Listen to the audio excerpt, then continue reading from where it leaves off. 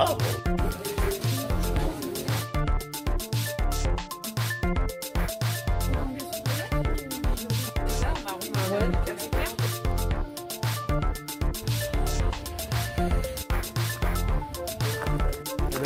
là on se retrouve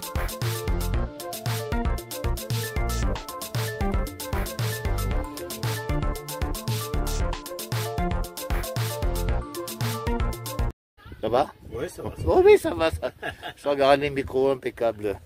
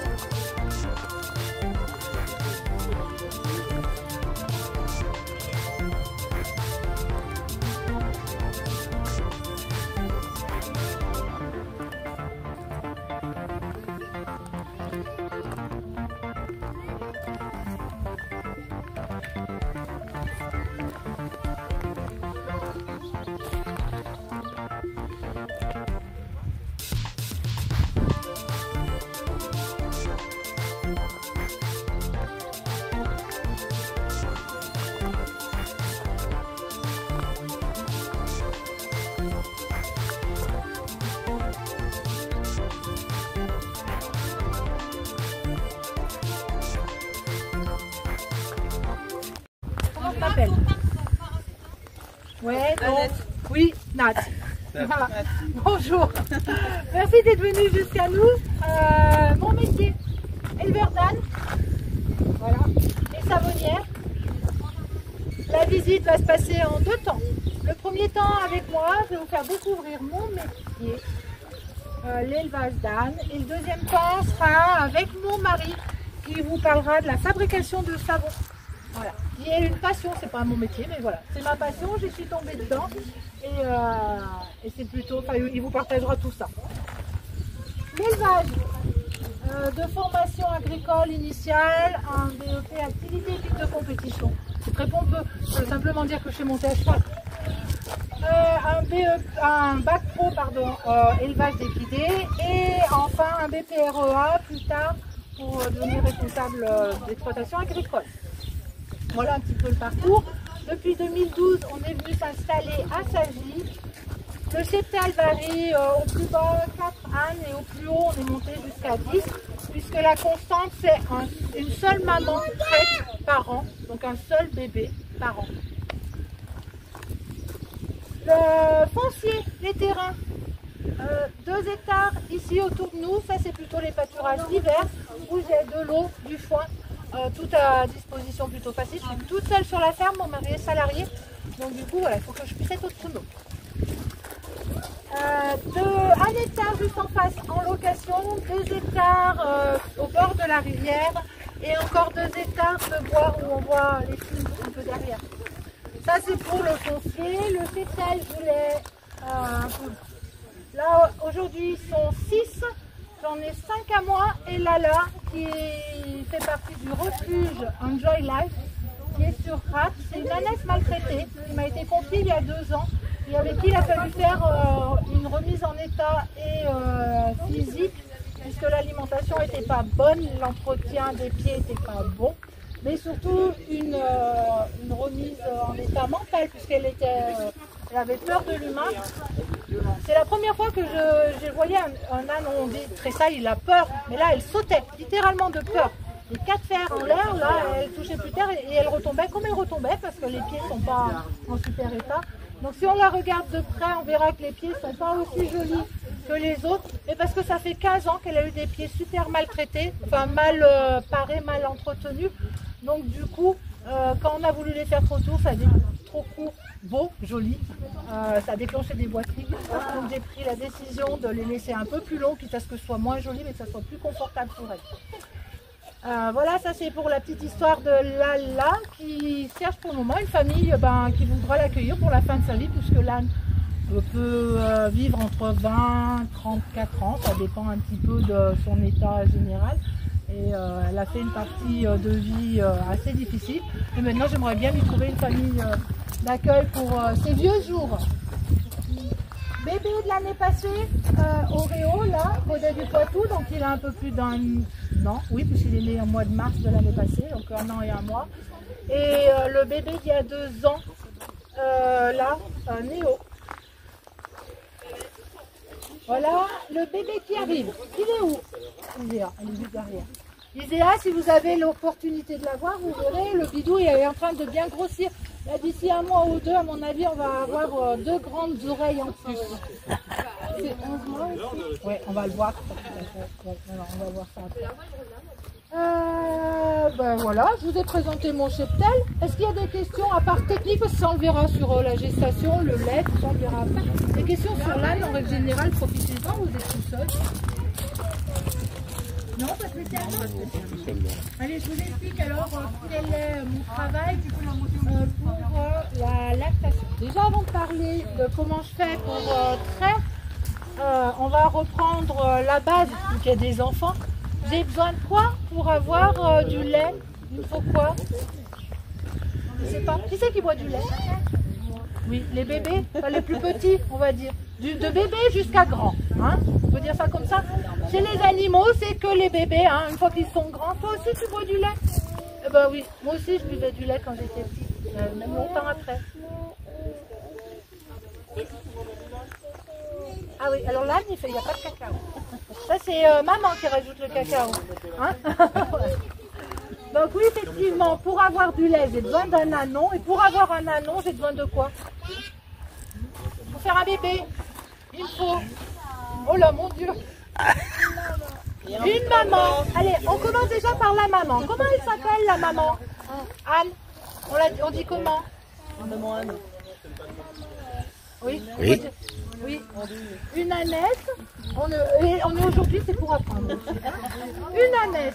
Le papa Anne. Comment il s'appelle? Oui.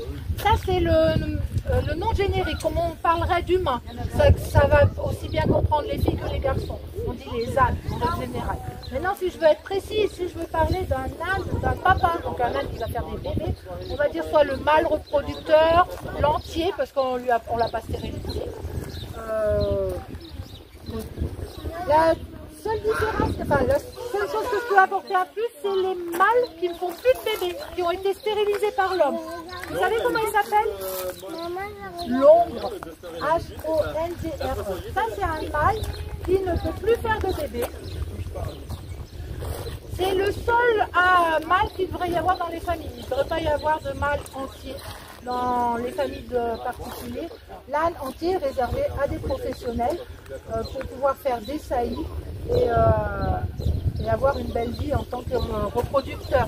Chez le particulier, il ne reproduit pas assez, en fait. Et du coup, ça peut déclencher des mauvais comportements.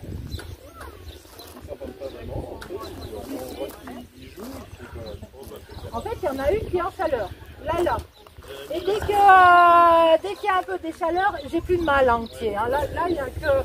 Mais on voit même, chez les filles, ça déclenche toujours un petit peu des caractères un peu bizarres, des chaleurs. C'est les hormones qui déclenchent des petites choses. Et le petit Néo, il est très taquin. C'est un bébé. Enfin, c'est un bébé, il a 2 ans. Mais il aime bien aller embêter les plus grands. On voit. 3-4 ans. Chez les plus petits, c'est plutôt à 3 ans.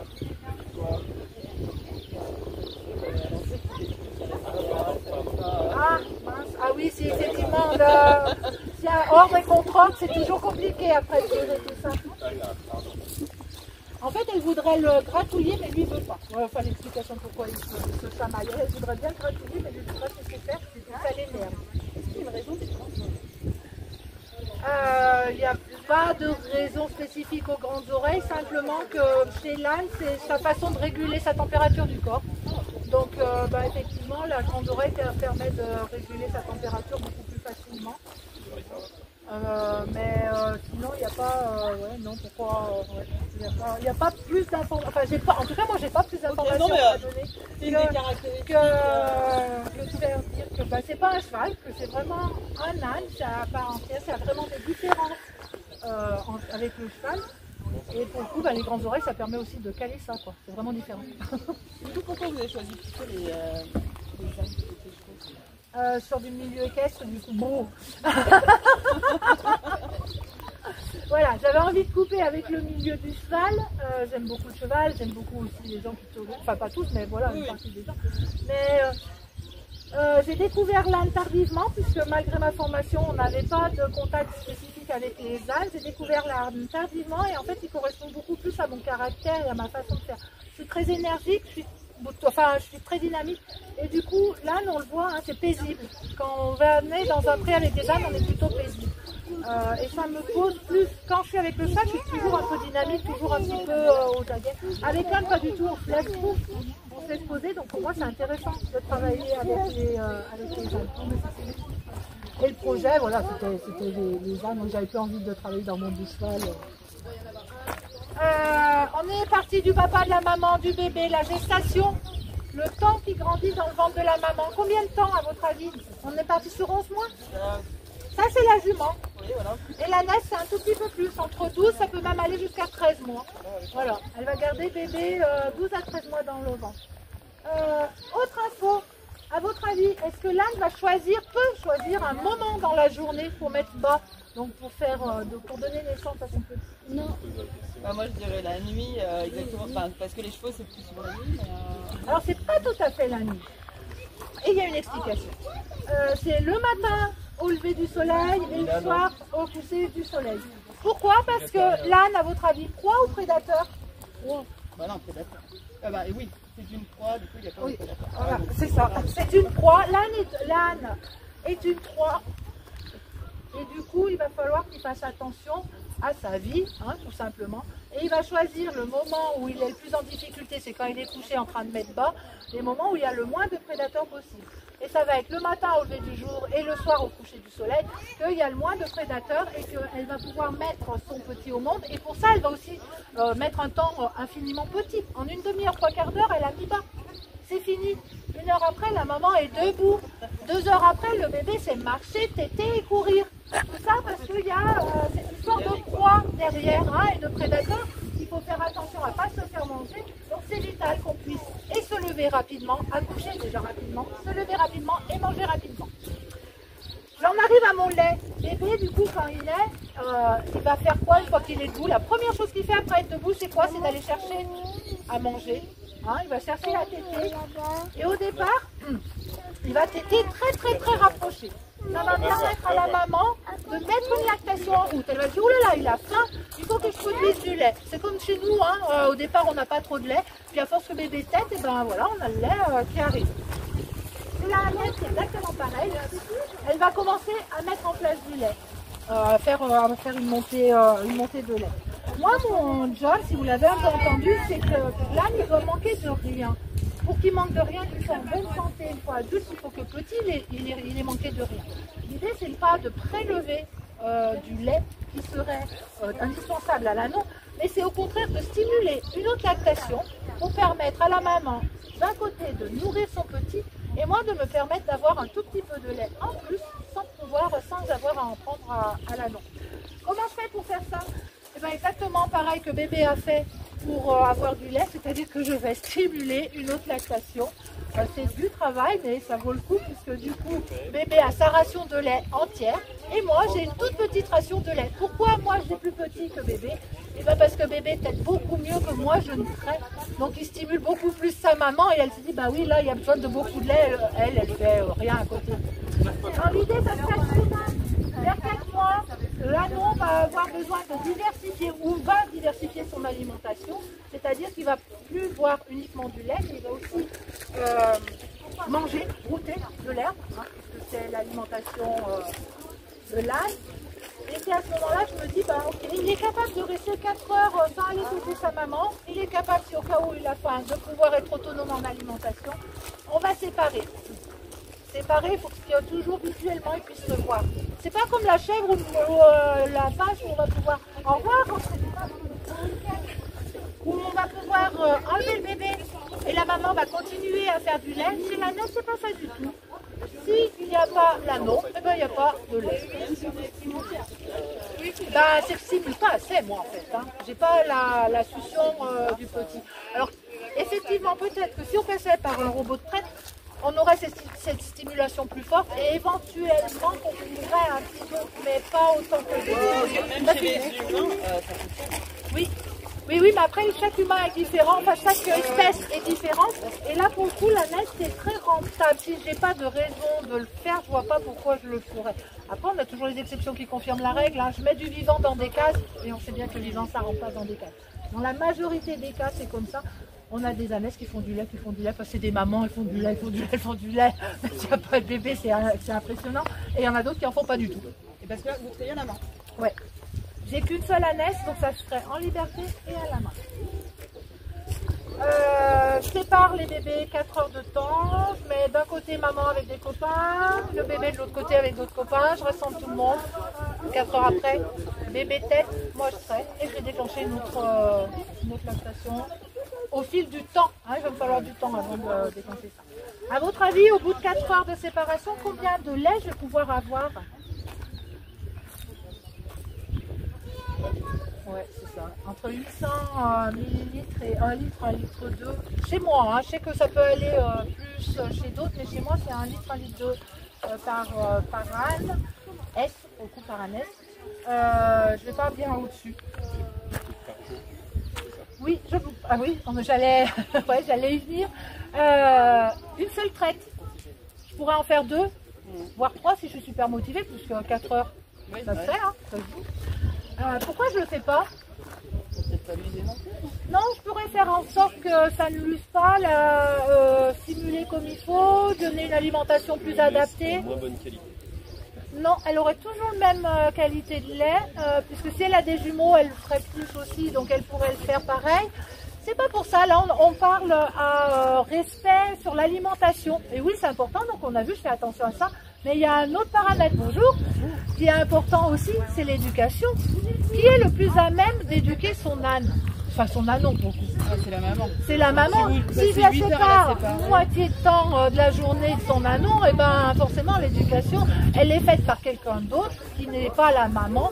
C'est pas que c'est mal fait, mais c'est pas fait pareil. Voilà, ils n'ont pas les mêmes rôles. Le troupeau a un rôle dans l'éducation du bébé aussi, mais il n'a pas le rôle de maman. C'est la maman qui a son rôle de maman. Donc c'est pour ça que je fais qu'une seule traite par jour pour faire en sorte que la maman fasse bien son rôle d'éducation. Comme ça, moi derrière, quand j'ai besoin de les éduquer à mieux communiquer avec l'humain, ben, c'est beaucoup plus facile parce qu'il a déjà les limites de son espèce. Hein, il connaît déjà là où il faut qu'il aille, là où il ne faut pas qu'il aille. Qu'est-ce que je peux dire d'autre? Vous avez des questions sur la lactation? Donc je crois que j'ai fait un tour de la lactation. Je vous ai dit la quantité, comment je faisais pour avoir du lait. Un seul bébé. Là, du coup, vous vivez de la reproduction, vous vendez des savons. C'est les savons qui me font vivre. Après, moi, mon rôle envers les ânes, c'est de pouvoir éduquer les ânes, de pouvoir former les humains à avoir un âne chez soi et de pouvoir remettre en état des ânesses qui ont été maltraitées. Ça, c'est voilà, ma passion. c'est pas ce qui me fait vivre malheureusement, j'aimerais bien pouvoir vivre que de ça, hein, et pas avoir à faire savon finalement, parce que c'est vraiment mon corps de métier et là où je suis compétente. Mais après, voilà, malheureusement, c'est les savons, enfin malheureusement, c'est les savons qui font le. Voilà. Claude va vous faire la suite de la visite avec la fabrication des savons, qui me sert à entretenir mes pâtures. Pour une fois que ça a été brouté, je vais passer mon petit gyrobroyeur si c'est pas trop, mon plus gros qui est derrière, si c'est un peu plus haut ou plus épais. J'ai une benne aussi pour pouvoir transporter mon foin et mon eau dans les parcelles qui sont pas à côté de la maison. Et c'est tout. Le foin, c'est un agriculteur d'à côté qui me le fait. Et je crois que j'ai rien oublié. Si le vin, pourtant, non. Herbivore, il mange que de l'herbe, hein, sous toutes ses coutures, mais que de l'herbe. Après, je vous parle d'un âne qui n'a pas de soucis. On est bien d'accord qu'un âne vieillissant qui aurait besoin de stimuler parce que ça se fait moins bien, parce qu'il est plus sensible, bien sûr que oui, il faut adapter l'alimentation à ses besoins. Mais un âne qui est en bonne santé, qui n'a pas de soucis, point, herbe, point, barre. Oui. La seule chose qui est hyper importante, être dehors toute l'année, c'est pas un problème, c'est de pouvoir se mettre à l'abri s'ils ont envie, s'ils ont besoin. Et comment ils dorment? Debout. Ils dorment debout? Ouais, ou coucher. Ou coucher, mais souvent. Et ça, c'est parce que Nathalie, tous les soirs, leur raconte des histoires. Ah, oui. Alors, ça peut dormir couché. Hein. Moi, j'ai beaucoup ici d'ânes qui dorment couchés parce qu'ils se sentent bien, qu'il n'y a pas de, stress environnemental qui peuvent les embêter. Mais souvent, il faut qu'ils restent aux aguets. Donc, ils sont quand même plus souvent debout. Mais au repos, là, on les voit hein, avec la petite patte qui se met au repos comme ça, un coup d'un côté, un coup de l'autre. Et quand vraiment ils sont crevés, ils arrivent à se coucher, c'est à certains moments de la journée où là, ils savent que... C'est ok. C'est ok. Ouais. Toujours pareil, hein, l'histoire prédateur-proie. Hein, on est toujours d'accord avec ça. Je vous laisse avec Claude. Je vous invite à me suivre. Il va vous parler des savons. En tout cas, merci beaucoup pour votre visite. Merci à vous. Et bonne continuation. 7 minutes quand même. Hein? Ah ouais, oui. Hein? C'est 20-20 à peu près.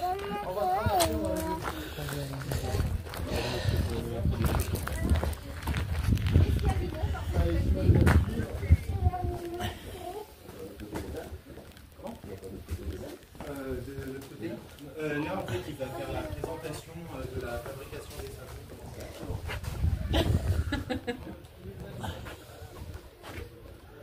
Là, si vous voulez profiter des explications savon, c'est maintenant.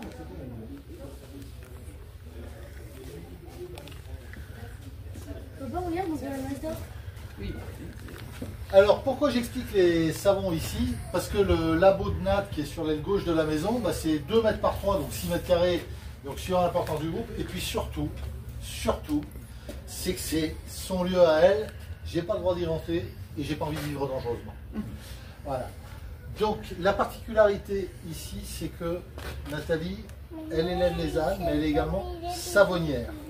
Et peu fonctionne comme ça. En fait, dans les éleveurs d'ânes qui font du lait, vous avez des ceux qui font du lait qui vous revendent, ok, très bien. Vous avez des éleveurs d'ânes et transformateurs, c'est-à-dire qu'ils achètent des bondillons de savon déjà faits, ils mettent ça dans une extrudeuse, ils rajoutent leur lait d'ânesse. Et vous avez ceux qui font éleveurs et savonniers, et on est très peu en France. C'est-à-dire qu'on va partir de rien pour faire les savons, on part vraiment du néant. Et elle va mettre différents ingrédients et elle va créer elle-même son savon. Ça veut dire que la première chose à savoir, bah, c'est comment on fait du savon. Et là, je vais vous rappeler vos cours de chimie, ou pas. Quels sont les 2 ingrédients communs et obligatoires pour fabriquer n'importe quel savon, qu'il soit au lait d'ânesse ou pas? Un corps gras. Alors, 99% des savonniers utilisent de l'eau, on fait partie des 1% qui n'en utilisent pas. Pas de chance. Et il faut un corps gras et il faut un corps alcalin. Je reviendrai sur ce qu'est un corps alcalin. Et quand on mélange un corps gras et un corps alcalin, ça produit une réaction chimique qui s'appelle la saponification. Et le mélange des deux, ils vont disparaître pour donner du savon et de la glycérine. C'est important ce que je vous dis parce que souvent dans l'industrie, la glycérine, elle est retirée des savons parce qu'elle a une forte valeur marchande. On peut faire d'autres cosmétiques avec ou de la dynamite, c'est selon ses goûts. Ah ouais, non, nitroglycérine avec la dynamite. Voilà. Alors au niveau du corps gras, nous on va utiliser des huiles végétales. Mais dans les fermes, les anciens, à une époque où il n'y avait pas de gaspillage, bah, quand ils tuaient un cochon, ils gardaient le sein doux pour faire pour l'alimentaire. Mais quand c'était plutôt des moutons, plutôt des bœufs, bah, avec le suif, ils faisaient des bougies ou du savon. Au niveau du corps alcalin, nous utiliserons la soude qui va faire un savon solide. On pourrait utiliser de la potasse, ça fera un savon liquide plus de type savon noir. Et donc tout ça, ça nous donne notre savon et notre glycérine. Alors précisément ici, comment ça se passe? Eh bien déjà la savonnerie, depuis 2013, on est passé sous la même réglementation que la cosmétique. Ça veut dire que dès lors où vous décidez de commercialiser un savon, il va falloir faire homologuer la formule par un chimiste et la déposer au portail européen de la cosmétique. Bien sûr, c'est pas gratuit hein, tout ça. C'est la raison pour laquelle vous me trouverez rarement chez les savonniers le savon du moment, un savon éphémère comme chez nos copains brasseurs, parce que bah ouais, on est obligé de faire homologuer une formule. Ça veut dire également que quand on commence à fabriquer nos savons, il va falloir respecter le cahier des charges tel qu'on l'a décrit. Donc les huiles qui ont été sélectionnées pour telle ou telle recette, on les pèse, balance de précision, retarée tous les 2 ans avec sa petite vignette verte, etc. Pareil avec les beurres. Alors c'est pas le beurre de la brasserie, de la Bressane. Hein. Ça c'est du beurre végétal, on est plus sur du beurre de karité. Ça pourrait être de l'huile de coco, ça a le même aspect. Le lait, vous voyez qu'il a une texture un petit peu bizarre. En fait, le lait, on le congèle. Pourquoi on le congèle? Ben déjà, le lait d'ânesse, il s'oxyde en 24 et 48 heures. Et puis, il y a un deuxième intérêt, j'en parle après. Et enfin, la fameuse soude. Une fois qu'on a tous nos ingrédients, on va pouvoir commencer à fabriquer le savon. Et la première chose qu'on fait, c'est un liquide de soude. Et un savonnier traditionnel, pour faire son liquide de soude, c'est eau et soude. Nous, la différence, c'est qu'on va le faire avec le lait. C'est pour ça qu'on n'utilise pas d'eau. Alors, ça nécessite quelques aménagements. Déjà, quand on met de l'eau, enfin, quand on met un liquide et de la soude, il vaut mieux mettre le liquide dans la soude ou la soude dans le liquide? Le liquide dans la soude. Ah oui. Et oui, parce que vous avez beaucoup de soude, un peu de liquide, réaction immédiate. Alors que si vous mettez votre soude dans le liquide, vous allez doser, vous allez faire petit à petit et la réaction sera moins violente. Alors quand on fait un liquide de soude avec de l'eau, ça va bien parce que ça va bouillir, ok, très bien, puis après ça s'arrête de bouillir. Avec le lait, c'est pas... déjà le lait bout à plus basse température que l'eau. Et puis surtout, ce qui va se passer, c'est un peu comme le café, lait bouillu, lait foutu. Le lait, il brûle s'il bout. Donc il n'est plus utilisable. Donc il faut que je régule ma température. D'où le lait congelé au départ, je pars plus bas, et d'où ce qu'il y a de bleu en dessous qui sont des pains de glace. Tout bêtement. Une fois qu'on a dit ça, ben Nathalie va rassembler ses huiles, les différentes huiles de sa recette. Elle va chemiser un moule en bois avec du papier sulfurisé. Et là, vous voyez, c'est notre fameux liquide de soude qui a changé de couleur. Elle va l'intégrer dans les huiles, elle va commencer à mixer. Elle va mixer jusqu'à ce qu'on obtienne ce qu'on appelle en savonnerie la trace. La trace, c'est quoi? On va comparer avec une mayonnaise. Vous savez, quand on monte une mayonnaise, on commence à sentir quand elle prend. La seule différence, c'est que la mayonnaise, quand elle a pris, si j'arrête de battre et que je la regarde, ben, elle s'arrête de monter aussi. Hein. Là, quand il y a la trace, le savon peut commencer à prendre. Et moi, j'ai pas fini ma recette. On veut rajouter d'autres ingrédients. Et fonction des ingrédients que nous rajoutons, si je le fais trop en amont, il n'y a pas de trace. Si on le fait trop tard, ça se mélange mal. Et le premier ingrédient qu'on va rajouter, c'est on remet du lait d'ânesse. Et c'est ce qui nous permet de monter à 30% de lait d'ânesse. D'autres ingrédients, dans certains ce sera du marc café, dans d'autres des huiles essentielles, dans d'autres des argiles, pour donner des textures différentes, des couleurs différentes, des odeurs. Après, il y a les propriétés des huiles qui peuvent être différentes. L'idée, c'est pas de produits chimiques ajoutés, pas de parfum de synthèse, pas de colorant, pas de couleur flashy, pas de choses comme ça. Du savon blanc, ça n'existe pas. Une fois qu'on a fait ça, la pâte de savon, elle est prête. On la coule dans le grand moule. On va laisser durcir. Et une fois qu'il est suffisamment dur, démoulage. Dès qu'il est démoulé, on découpe, parce qu'il faut qu'il soit encore tendre. Plus il est dur, plus il sera difficile. Et on voit qu'il y a deux couleurs, il n'a pas fini de sécher. Ça veut dire qu'il va falloir qu'il sèche. On ne peut pas l'utiliser pour le moment, il y a encore des traces de soude dedans, ça ne serait pas bon pour notre peau. À votre avis, combien de temps doit-il sécher?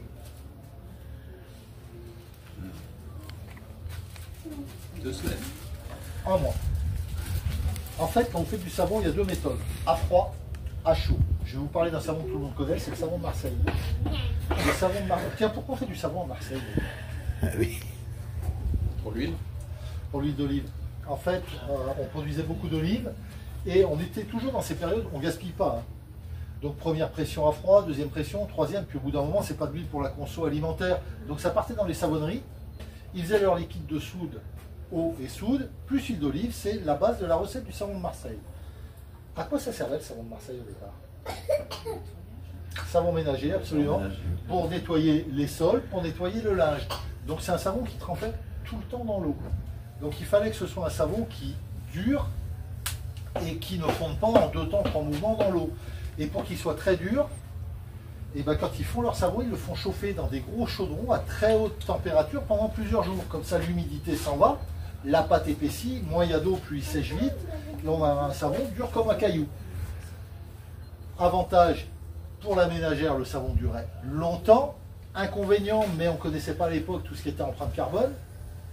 Et autre inconvénient, bah, c'est que quand on fait chauffer des huiles trop longtemps à haute température, les propriétés s'en vont. Mais le linge et le sol, je pense que la propriété de l'huile, c'était un peu le dernier de leurs soucis.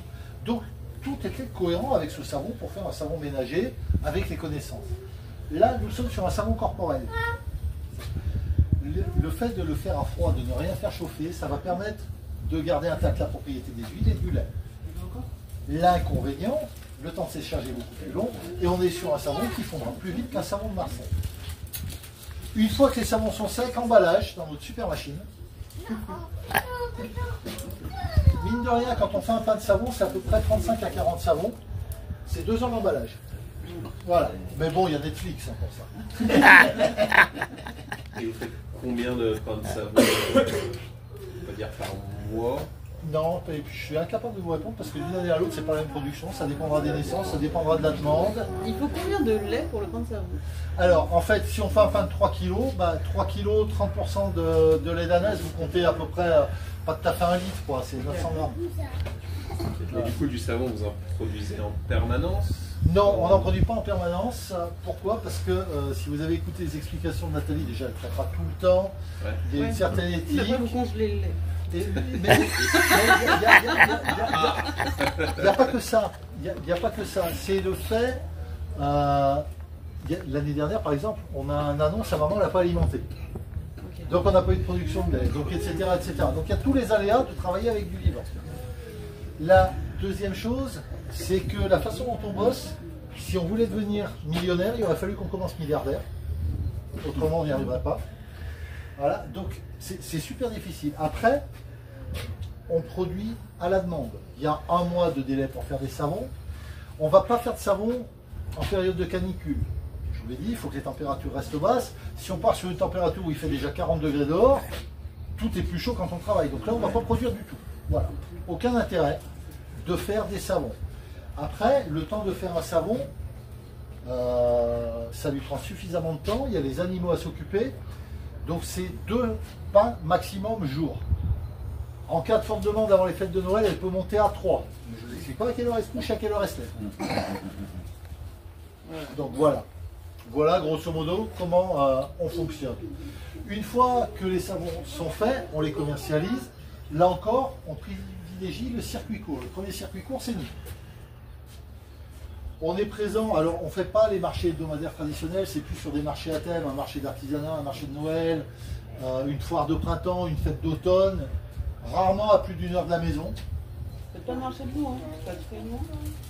Mais ça n'a pas d'intérêt pour nous, parce que courir après un placier à 5 h du matin, pour une clientèle qui préfère acheter les savons industriels à 3 balles qui sont vers la poste, Okay. Non, ça n'a pas d'intérêt pour nous, on n'a pas nos clients. Par contre, vous voyez, le lundi de Pâques, il y avait la fête du lait. Et là, il y avait un marché de producteurs au sein de la fête du lait. Et là, oui, on le fait. Et en plus, après, à Louan, on le verra, mais on est à la boutique, on a notre boutique avec Talent-Bressan. Donc finalement, l'idée, c'est les contraintes. Mon épouse, elle est toute seule sur l'exploitation. J'ai une activité, donc les marchés, c'est bien quand j'y suis. Donc déjà, c'est plus au week-end que le lundi. Et donc, les marchés, on les publie régulièrement sur le site internet. On a nos savons dans 3 magasins de producteurs dans la région, auprès de chez vous à Saint-Amour, la ferme d'à côté à Tournu, Arc-en-Ferme à Saint-Étienne-du-Bois. Et puis, on a 2 boutiques partagées. Donc, Talent-Bressan, sous les arcades, à côté de la caisse d'épargne également. Donc, le principe d'une boutique partagée, c'est on est plusieurs artisans, on partage le loyer, on partage les permanences, mais ça nous permet de les vendre au même prix qu'ici. Donc, c'est vachement intéressant pour les clients. Puis, c'est plus pratique.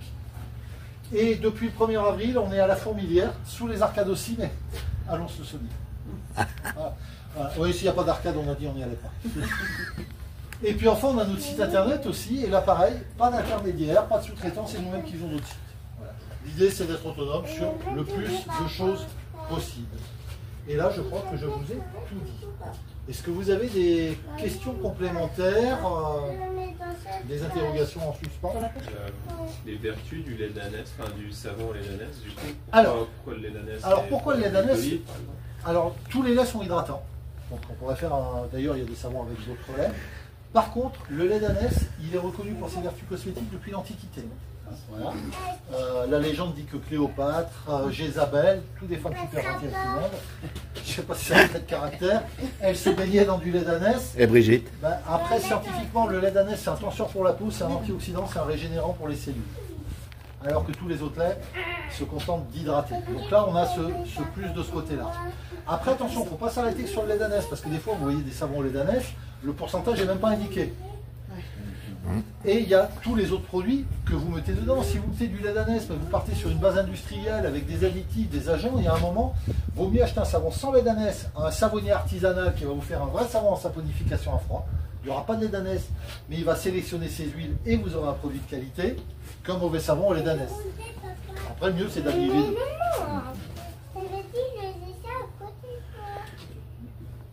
Du coup, plus il y a de lait d'ânesse dans le savon, plus... Pas nécessairement, non. Parce qu'il y a un moment où, chimiquement, ça ne peut pas fonctionner. Jusqu'à 30-35% de lait d'ânesse liquide, oui. Quand vous voyez des savons à 50% de lait d'ânesse, c'est du lait en poudre. Ouais. Voilà. Donc attention. Mais ouais, non mais... C'est très très compliqué hein, de savoir qu'est-ce qu'il faut acheter, à qui, comment.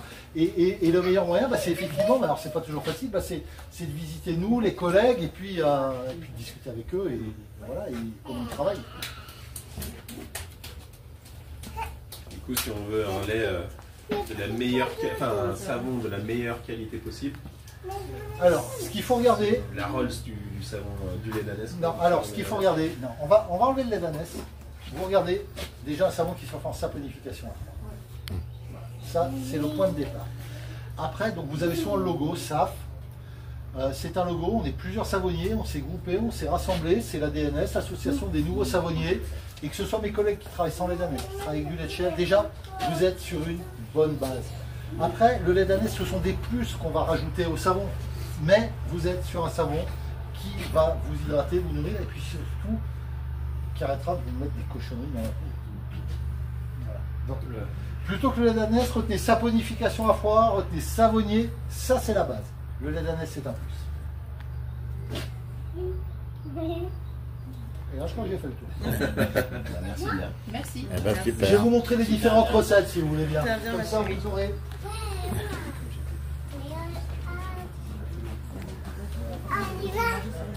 On y va.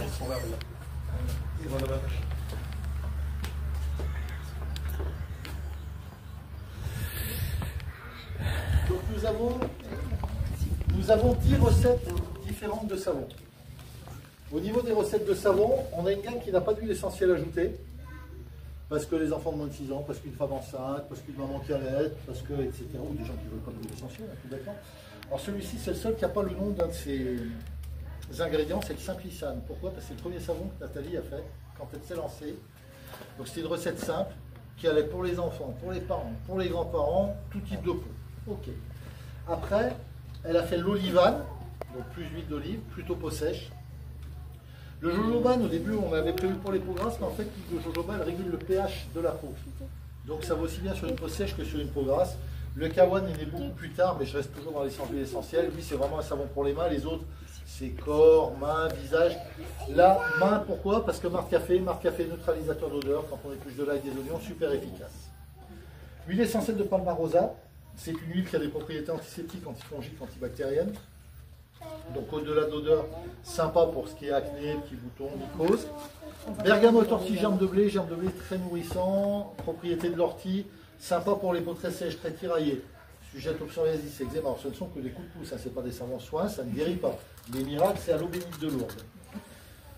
Orangeane, tout en douceur.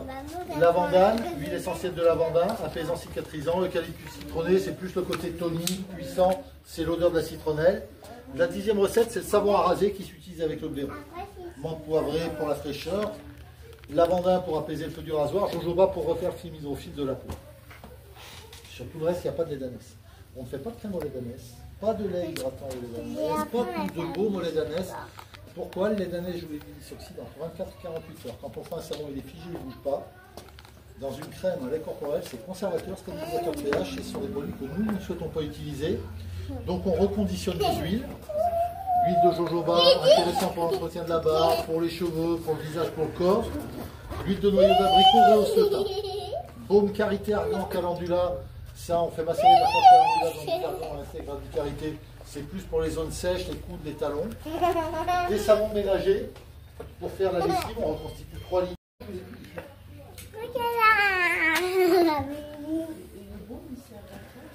Alors en fait, c'est pour les coussinets électriques, sèches, irrités, toutes ces choses-là.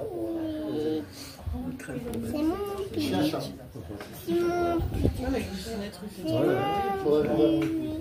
J'imagine que vous avez fait ça parce qu'il y a de la demande là-dedans. Parce que j'ai surtout une femme qui est passionnée. Ouais, ça et puis l'idée c'est de... On a des plantes, on a plein de choses sympas qui poussent autour de nous et qu'on n'utilise pas. Quelle utilité on peut... On a des terrains, on a des friches. L'idée c'est d'un peu chercher qu'est-ce qu'on peut faire avec ces plantes-là. Voilà.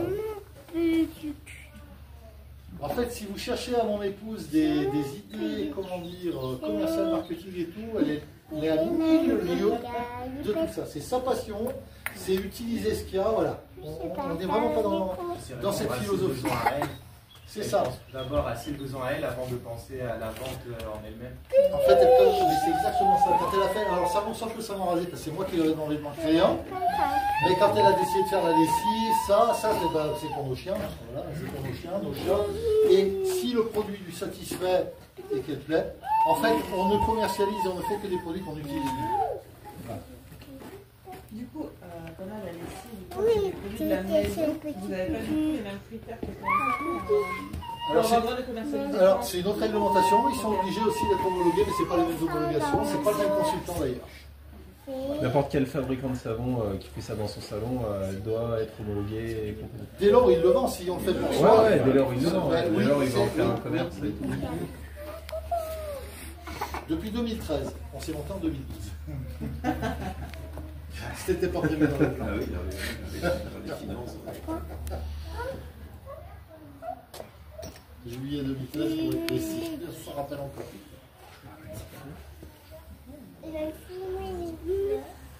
Je vais voir mon Nathalie, je vous remercie et je vous souhaite une belle fin de journée.